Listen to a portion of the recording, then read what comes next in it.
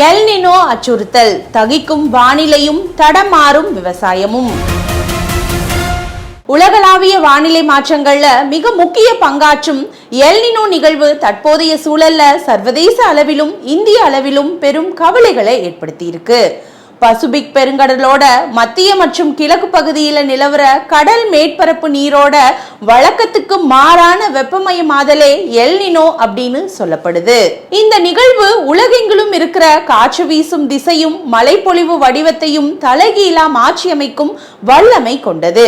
குறிப்பா பருவமழையை மட்டுமே பிரதானமா நம்பி வாழ்ற இந்திய துணைக்கண்டத்தோட விவசாயத்துறைக்கு எல் நினோ எப்போதுமே ஒரு பெரிய சவாலாதான் பார்க்கப்படுது.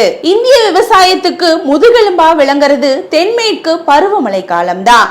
எல் நினோ தீவிரமடையும் ஆண்டுகள்ல இந்த வழக்கமான பருவமழை பொழிவு பெரும் அளவுல பொய்த்து போகுது, இல்லாட்டி காலதாமதமா தொடங்குது. மழை பொழிவுல ஏற்படுற இந்த மாற்றம் நாட்டோட ஒட்டுமொத்த நீர் ஆதாரத்தையுமே வற்ற செய்யுது.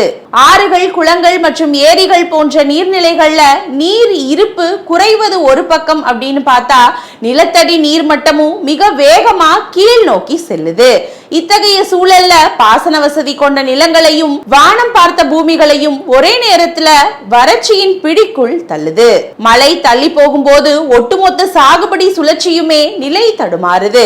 வழக்கமா ஜூன் மற்றும் ஜூலை மாதங்கள்ல விறுவிறுப்பா நடைபெற வேண்டிய விதைப்பு மற்றும் நாற்று நடும் பணிகள் போதிய நீர் இல்லாததால தள்ளியும் போகுது. நெல், கரும்பு போன்ற அதிக தண்ணீர் தேவைப்படும் பயிர்களை சாகுபடி செய்யற பரப்பளவு கணிசமா குறையுது. தப்பி பிழைத்து வளர்ற பயிர்களும் அதோட முக்கிய வளர்ச்சி பருவங்கள்ல கடும் தண்ணீர் தட்டுப்பாட்டை எதிர்கொள்ளுது.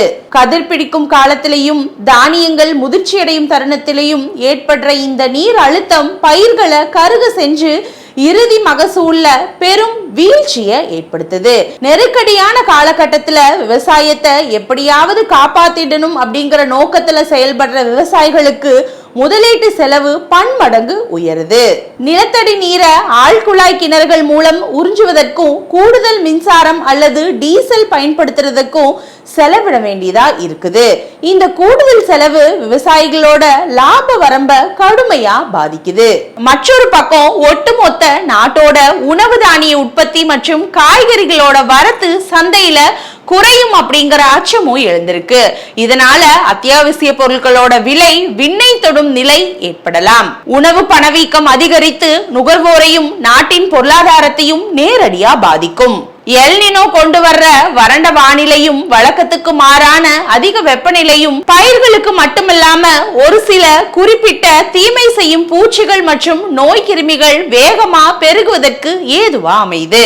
இதனால நோய் மேலாண்மைக்கான செலவும் அதிகரிக்குது.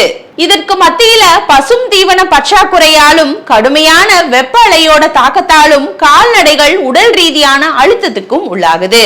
இது பால் உற்பத்திய நேரடியா குறைக்கிறதோட கிராமப்புற உபரி வருமானத்தையும் முடக்குது. எல் நினோ போன்ற இயற்கை சீற்றங்களை முற்றிலுமா தவிர்க்க முடியாட்டியுமே முறையான திட்டமிடுதல் மூலம் இதோட தாக்கத்தை குறைக்க முடியும். பாரம்பரிய நீர் மேலாண்மை முறைகளை தாண்டி சொட்டு நீர் பாசனம் மற்றும் தெளிப்பு நீர் பாசனம் போன்ற நவீன நுட்பங்களை நோக்கி விவசாயத்துறை நகர வேண்டியது இப்போ அவசியமாகி இருக்கு. தண்ணீர் பற்றாக்குறையை தாங்கி வளரக்கூடிய சிறுதானியங்கள் மற்றும் பயிர் வகைகள் மாற்று பயிர்களா பயிரிடுவது மண்ணோட வளத்தையும் விவசாயிகளோட வாழ்வாதாரத்தையும் காக்கும். கூட்டு முயற்சியும் விழிப்புணர்வும் மட்டுமே இத்தகைய பருவநிலை மாற்றங்களை எதிர்கொள்வதற்கான நிலையான தீர்வாகவும் அமையும்.